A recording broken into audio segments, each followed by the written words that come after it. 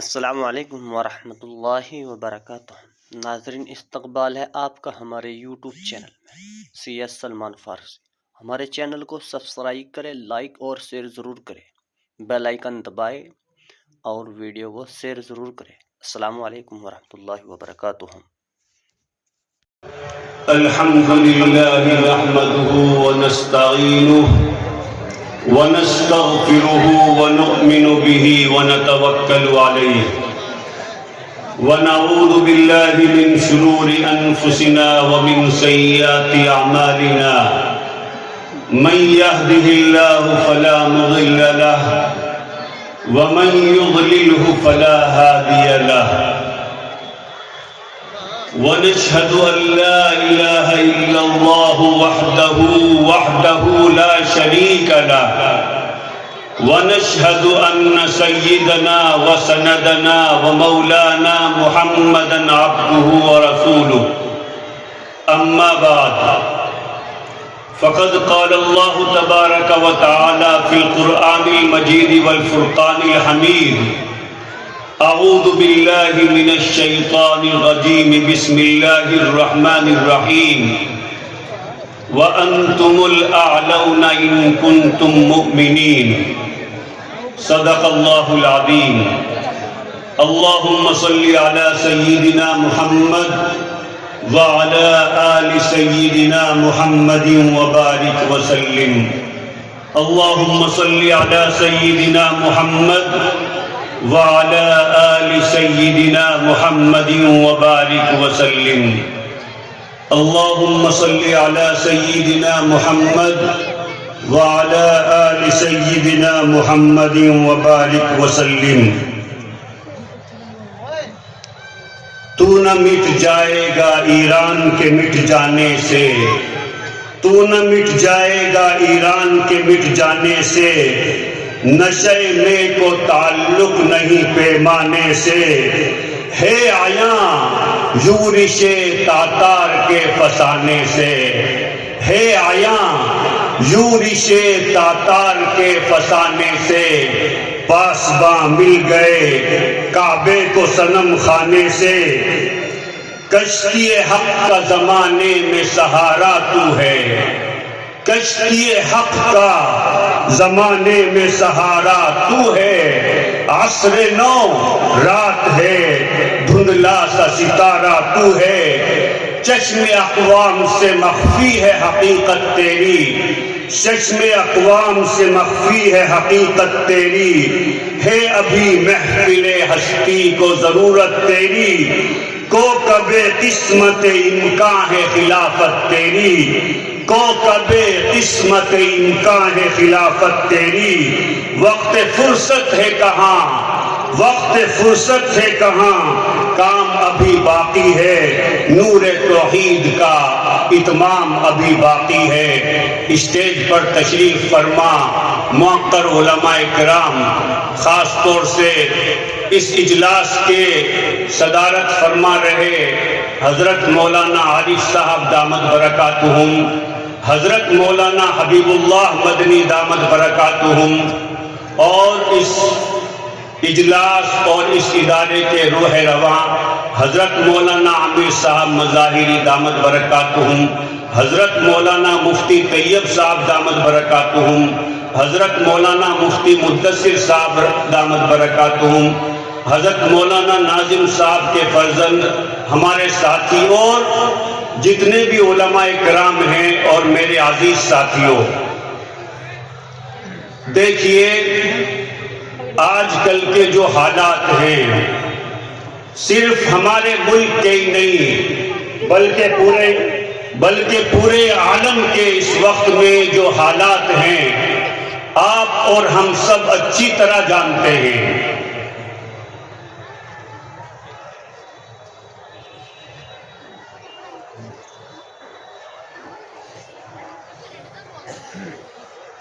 تو ہم سب جانتے ہیں کہ کیسے حالات ہیں، جیسی زندگی ہم گزار رہے ہیں، اگر ہماری زندگی ایسے ہی گزرتی رہی، غفلت والی زندگی ہم گزارتے رہے تو پھر ہمارے لیے حالات اور مشکل ہو جائیں گے۔ سمجھدار آدمی وہ ہوتا ہے جو جس کو اپنے نفع اور نقصان کا پتہ ہو۔ ہمیں اپنا دنیاوی نقصان بھی نہیں کرنا ہے اور آخرت کا نقصان بھی نہیں کرنا ہے۔ آج ہم جو زندگی گزار رہے ہیں، ہمارا جو لائف سٹائل ہے وہ ویسٹرن لائف سٹائل ہے۔ ہمارا جو طریقہ ہے وہ نبی کریم صلی اللہ علیہ وسلم کا طریقہ نہیں ہے۔ آپ موٹی سی بات لے لیجئے کہ ہمارے جو ینگسٹرز ہیں، جو ہمارے نوجوان ہیں، وہ موبائل کا اتنا زیادہ استعمال کرتے ہیں، اتنا زیادہ استعمال کرتے ہیں کہ 24 گھنٹے ان کے موبائل میں گزرتے ہیں۔ ایسا لگتا ہے کہ موبائل کے علاوہ ان کا کوئی کام نہیں، اور اگر کبھی 2-4 دن کے لیے نیٹ سروس کبھی بند ہو جاتی ہے تو ان کا جینا مشکل ہو جاتا ہے۔ رات میں وہ موبائل دیکھتے دیکھتے 2-3 بجے سوتے ہیں اور صبح 9 بجے 10 بجے 11 اٹھنے کا معمول ہے۔ میرے محترم بھائیوں، نبی کریم صلی اللہ علیہ وسلم نے ارشاد فرمایا کہ جس گھر کے اندر دیر رات تک جاگنے کا اور صبح دیر سے اٹھنے کا معمول بن جائے، جس گھر کے دروازے رشتہ داروں کے لیے بند ہو جائے، تو اس گھر کے اندر بے برکتی کو کوئی نہیں روک سکتا۔ آج مسلمانوں کے گھروں میں جتنی بے برکتی ہے، جتنی بے برکتی ہے، ایسی بے برکتی کبھی نہیں دیکھی گئی، اور اس کے اسباب پر ہم غور نہیں کرتے۔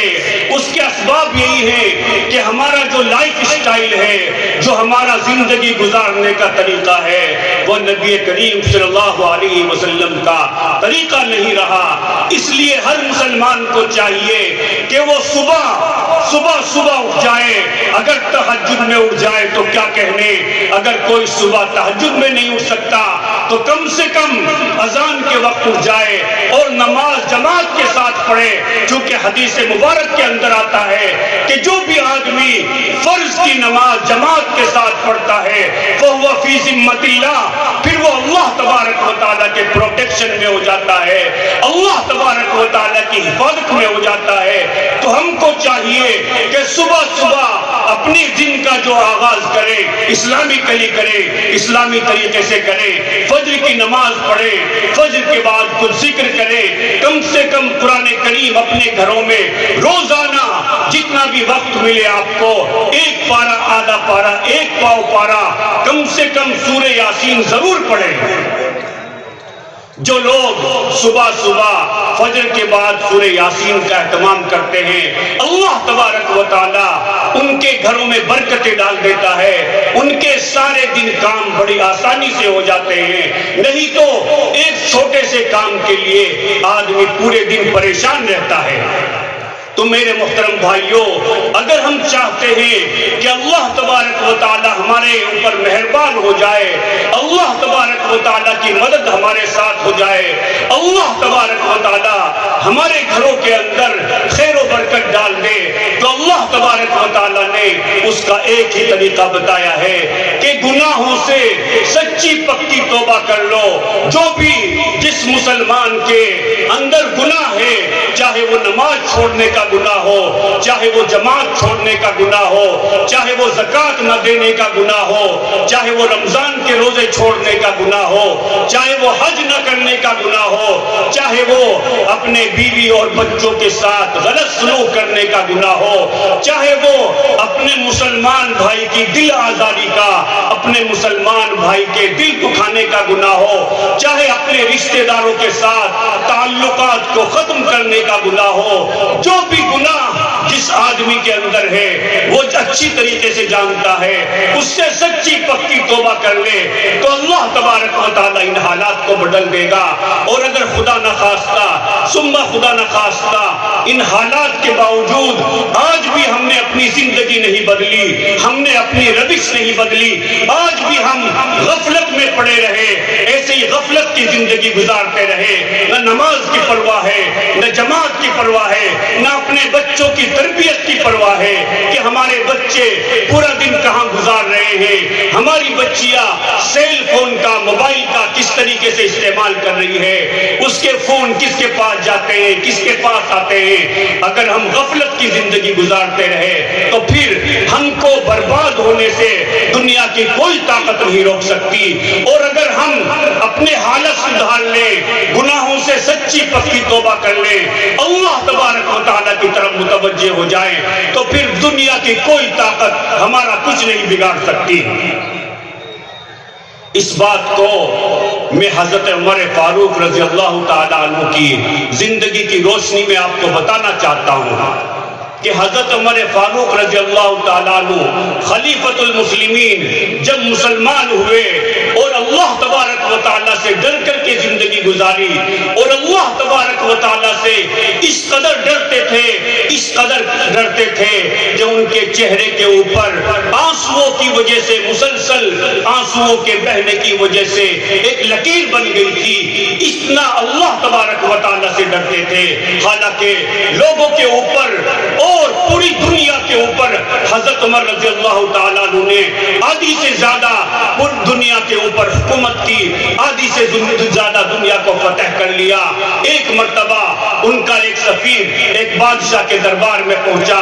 اور وہاں جا کر کے اسلام کا کی دعوت دی، اور یہ کہا کہ اگر مسلمان ہو جاؤ تو اچھی بات ہے، نہیں تو حضرت عمر فاروق رضی اللہ تعالیٰ عنہ اپنے لشکر کو یہاں بھیج دیں گے۔ تو انہوں نے پوچھا کہ آپ کے امیر کی کیا حالت ہے، کیا اسٹیٹس ہے، اس کے بارے میں کچھ بتاؤ۔ تو ان مسلمان صحابی نے جواب دیا کہ ہمارا امیر ایسا ہے کہ نہ وہ کسی کو دھوکہ دیتا ہے اور نہ وہ دھوکہ کھاتا ہے۔ جب انہوں نے حضرت عمر کی تعریف میں صرف یہ دو جملے کہے کہ لا یخدع ولا یخدع، کہ نہ وہ دھوکہ دیتے ہیں اور نہ وہ دھوکہ کھاتے ہیں، تو وہ بادشاہ سمجھدار آدمی تھا، تو ہی واز اسٹنڈ، وہ حیران و شزدر رہ گیا، اور اس نے کہا کہ وہ دھوکہ نہیں دیتا، اس کا مطلب یہ ہے کہ اس کا ایمان کامل ہے، اس لیے کہ دھوکہ صرف وہی آدمی نہیں دے سکتا جس کا ایمان کامل اور مکمل ہو، اور وہ دھوکہ نہیں کھاتا، کوئی اس کا دھوکہ نہیں دے سکتا، اس کا مطلب یہ ہے کہ اس کی عقل بھی کامل ہے، اللہ تبارک و تعالیٰ نے اس کو مکمل عقل سے نوازا ہے، اور جس آدمی کا ایمان بھی کامل ہو، جس آدمی کی عقل بھی کامل ہو، اس کا کوئی کچھ نہیں بگاڑ سکتا، چنانچہ اس نے سرنڈر کر دیا۔ اللہ تبارک و تعالیٰ نے اپنے سے ڈرنے کی وجہ سے نبی کریم صلی اللہ علیہ وسلم سے محبت اور آپ کی سیرت طیبہ کو فالو کرنے کی وجہ سے ان کو مقام تسخیر عطا فرمایا کہ دنیا کے اندر چار عناصر ہیں جن کے اندر اللہ نے سب سے زیادہ طاقت رکھی ہے، وہ ہے آگ، پانی، مٹی اور ہوا۔ اللہ تبارک و تعالیٰ نے حضرت عمر فاروق رضی اللہ تعالیٰ عنہ کے آرڈر کو، ان کے حکم کو ان چاروں عناصر کے اوپر بھی لاگو کر دیا۔ چنانچہ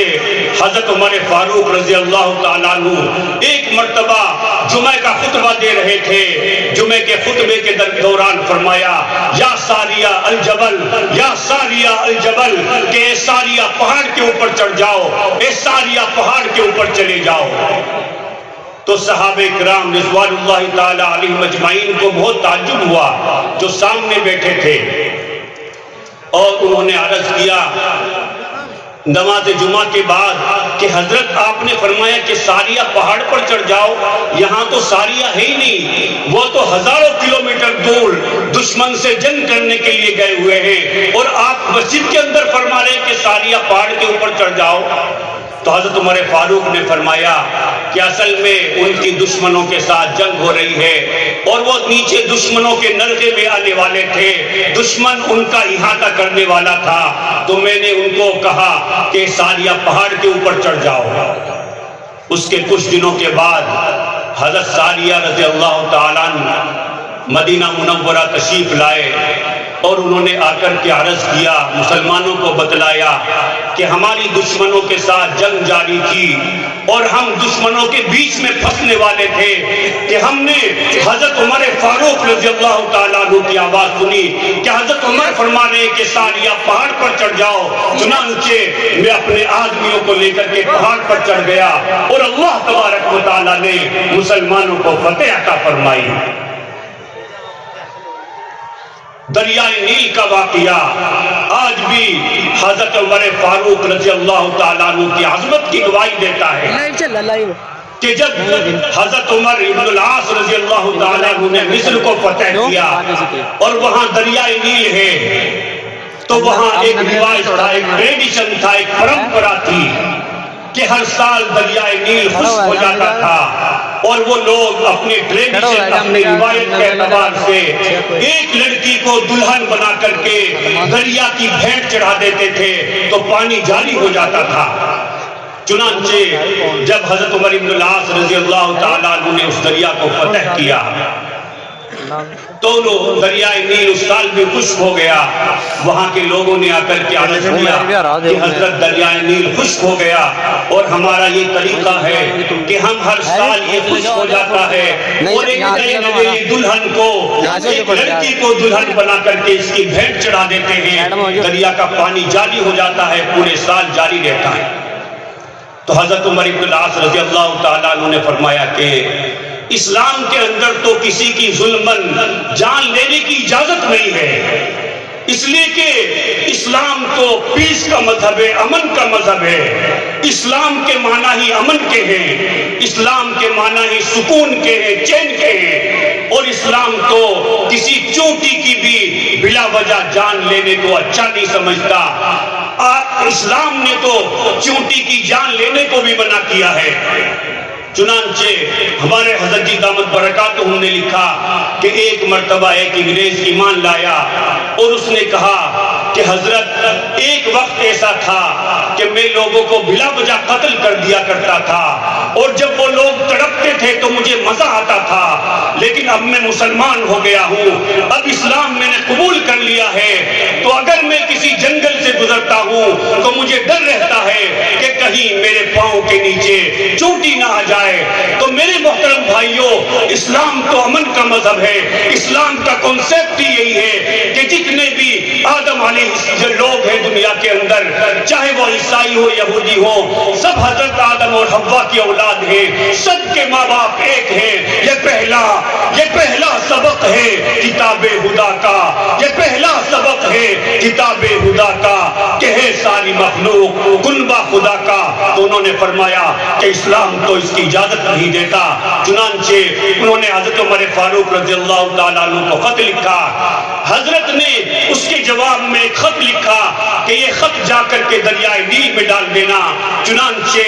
جب خط وہاں سے آیا تو حضرت عمر بن العاص رضی اللہ تعالیٰ عنہ نے لے کر کے وہ خط دریا میں ڈال دیا۔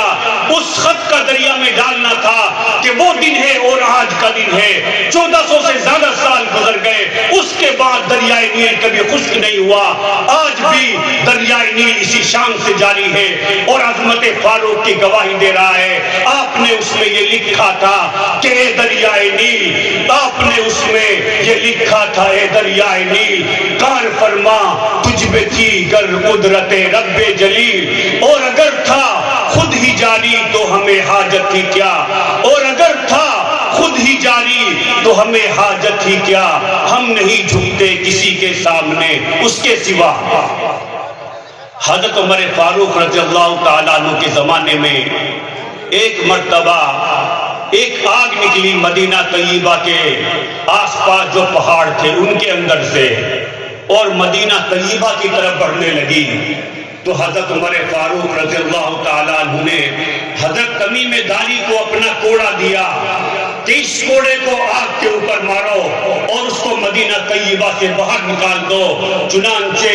حضرت تمیم داری رضی اللہ تعالیٰ عنہ اس آگ کے اوپر کوڑا برساتے رہے اور اس کو جس پہاڑ سے وہ نکلی تھی اسی پہاڑ کے اندر جو ہے اسی پہاڑ کے اندر داخل کر لیا۔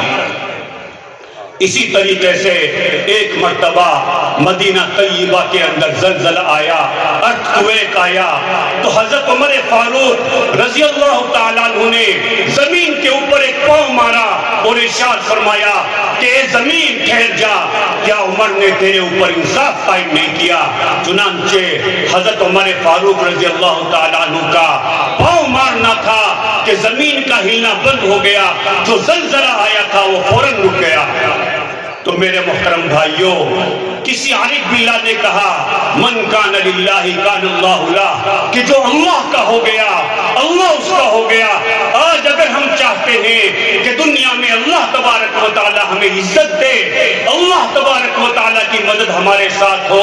اللہ ہمیں تسخیر کائنات کے مقام پر فائز فرمائے، تو اللہ تبارک و تعالی نے اس کا ایک ہی نسخہ بتایا کہ گناہوں سے سچی پکی توبہ کر لو، ایک مسلمان بن کر کے زندگی گزارو، اپنے لائف اسٹائل کو چینج کر لو،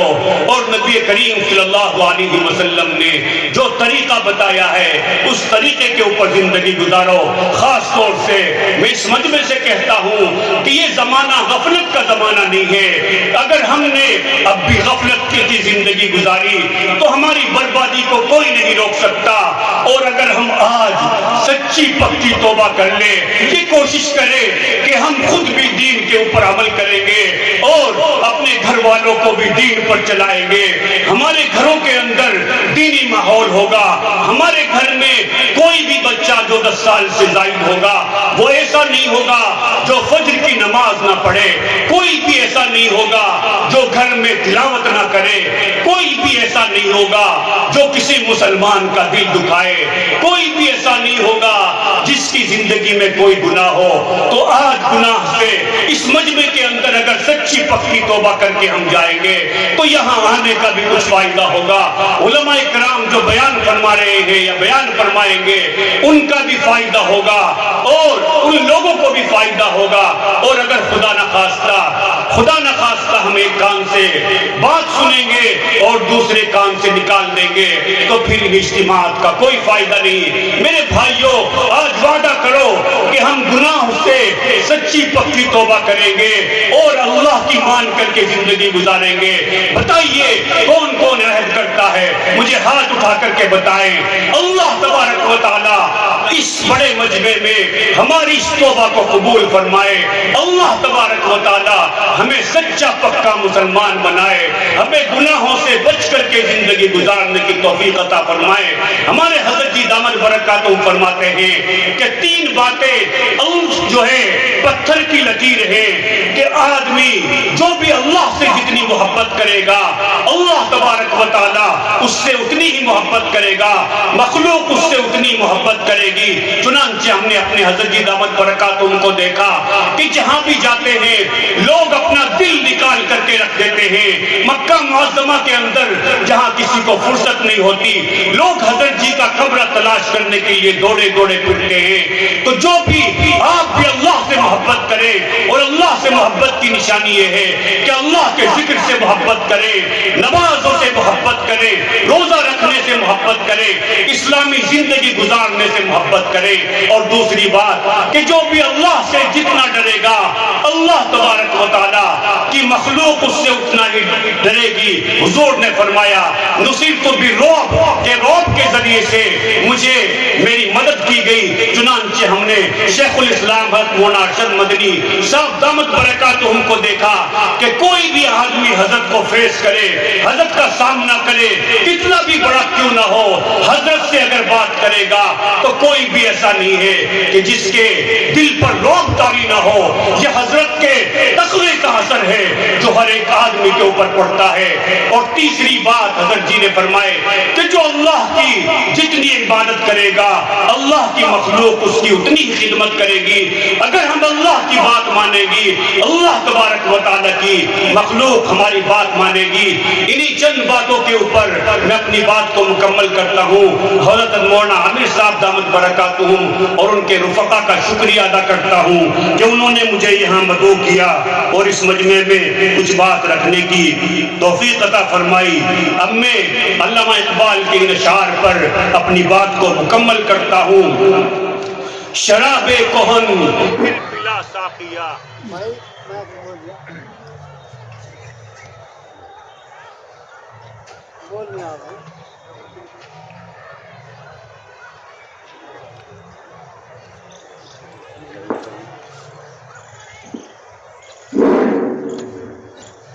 شراب کہن پھر پلا ساقیا,